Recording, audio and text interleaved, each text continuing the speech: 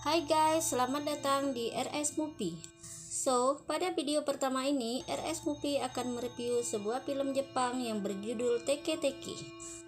Film tersebut dirilis pada tahun 2009. Film ini diangkat dari cerita legenda Jepang yang menceritakan tentang sosok hantu yang meneror bahkan membunuh korbannya dengan cara memotong badan orang menjadi dua bagian. Sebelum masuk ke pembahasannya, buat kalian tolong klik tombol subscribe-nya ya, agar channel ini bisa berkembang dan bisa selalu menghibur kalian. Oke guys, terima kasih dan selamat menonton. Scene diawali oleh seorang wanita yang baru saja pulang kerja. Lalu, ketika ia sedang berada di dalam bus, ia mendengar candaan-candaan bocil tentang hantu yang gemar memotong tubuh orang. Hal itu membuat si wanita marah dan menegur bocil tersebut. Namanya juga bocil, Neng, ada aja candaannya.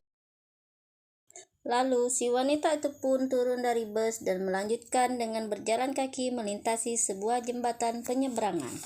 Hingga tiba-tiba angin berhembus dan terdengar suara teke-teke. Wanita itu pun sadar bahwa dirinya sedang diintai sesuatu. Lantas, wanita itu pun lari sekencang-kencangnya dan hantu teke-teke pun mengejarnya. Untung saja si wanita itu berhasil sembunyi. Setelah merasa dirinya aman, lalu ia pun keluar. Tanpa ia duga, teke-teke sudah ada di belakangnya. Seketika itu pun wanita tersebut tewas dengan kedua bagian badan yang terpisah. Dan film teke-teke pun baru dimulai. Scene beralih di sebuah kelas, tepatnya di sekolah SMP. Terlihat dua gadis cantik bernama Kana dan Ayaka. Mereka sedang berbincang dan memperhatikan seorang pria tampan yang bermain bola.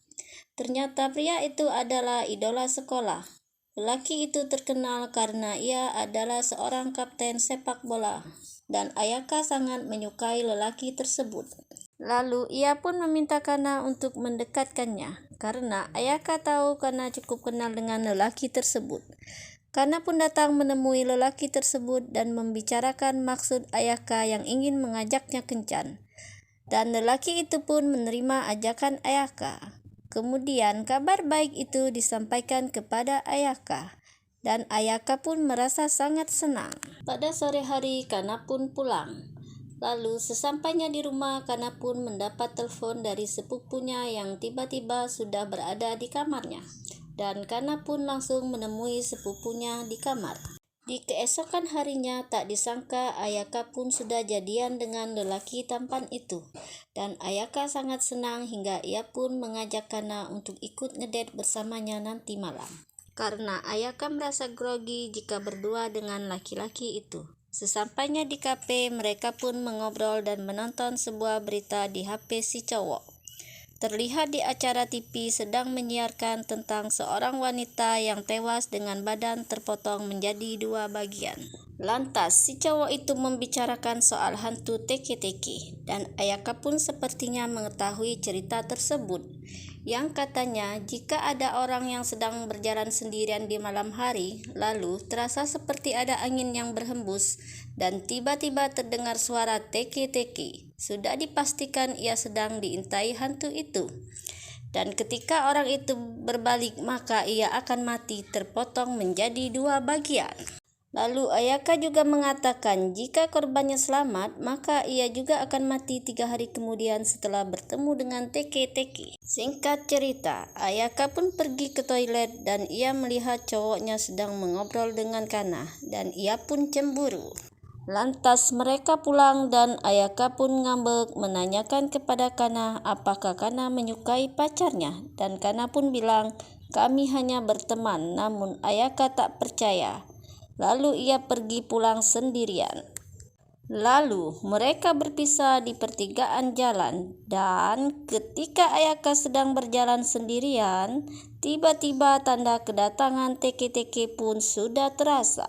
Sontak Ayaka panik dan menoleh ke belakang. Ternyata sosok hantu tersebut sudah di belakangnya dan Ayaka pun melihatnya. Lalu Ayaka panik dan berlari. Tiba-tiba Ayaka pun terjatuh, tersabet hantu itu dan Ayaka pun tewas.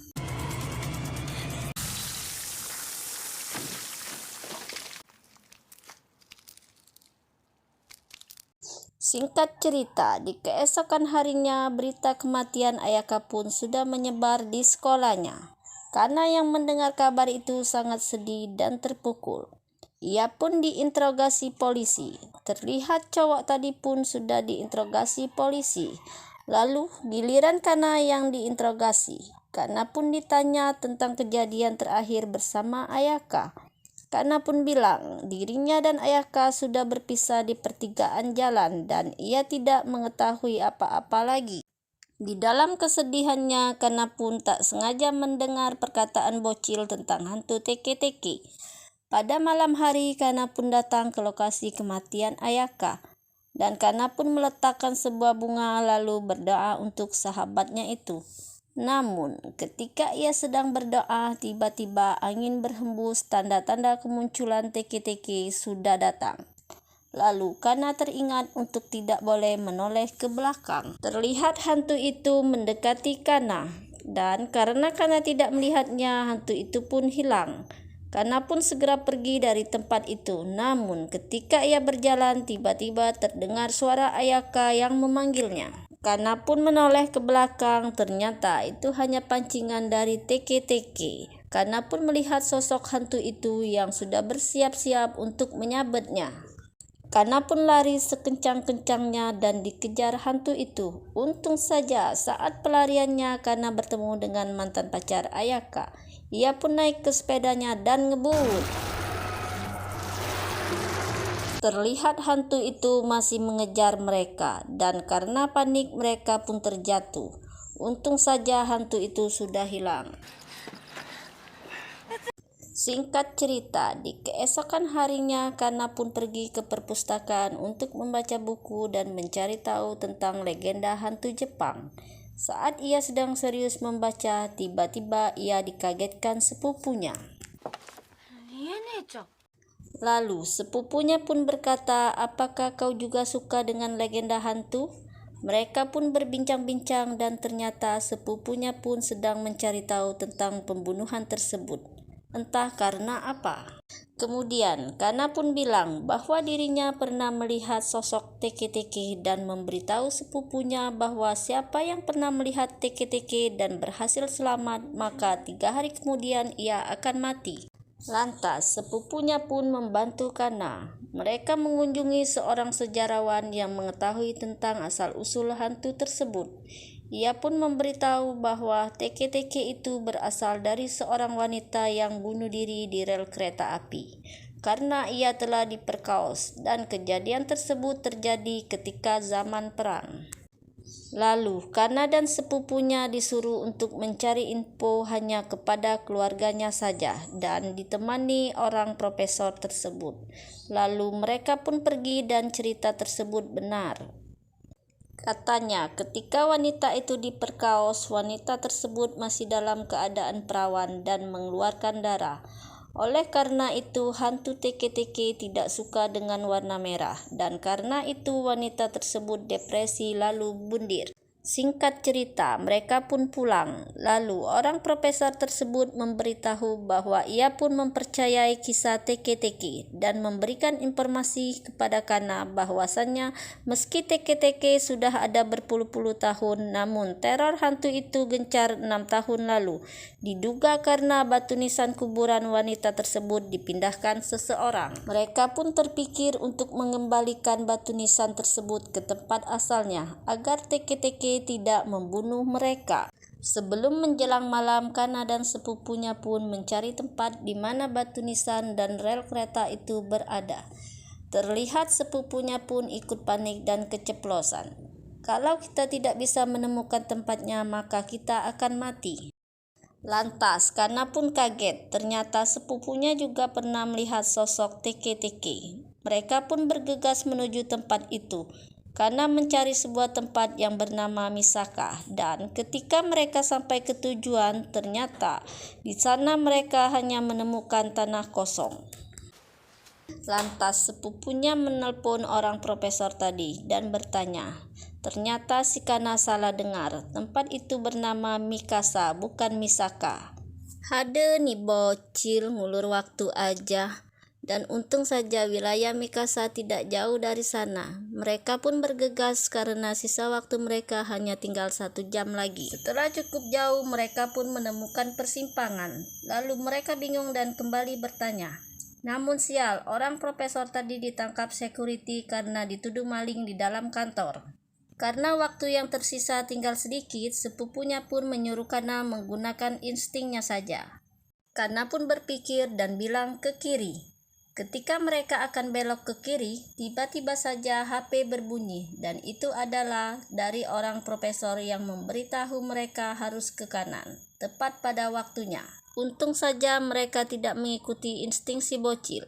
Mereka pun pergi bergegas dan benar saja mereka menemukan sebuah rel yang sudah terbengkalai. Mereka juga menemukan sebuah nisan yang mereka cari. Saat bersamaan, angin pun berhembus, tanda-tanda kedatangan teke-teke.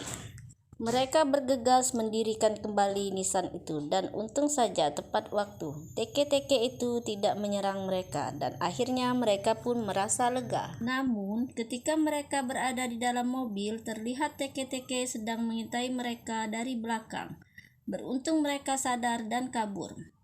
Mereka pun bingung kenapa teke-teke masih mengejar. Lantas Kana pun ingat bahwa teke-teke itu tidak suka dengan warna merah.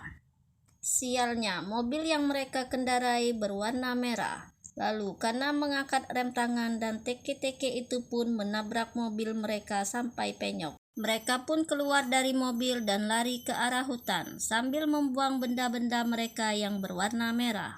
Lalu mereka pun terpisah di hutan dan tiba-tiba telepon Kana berbunyi. Saat Kana mengangkat telepon, sialnya HP Kana berwarna merah dan langsung melempar HP-nya. Untung saja si Kana masih bisa selamat.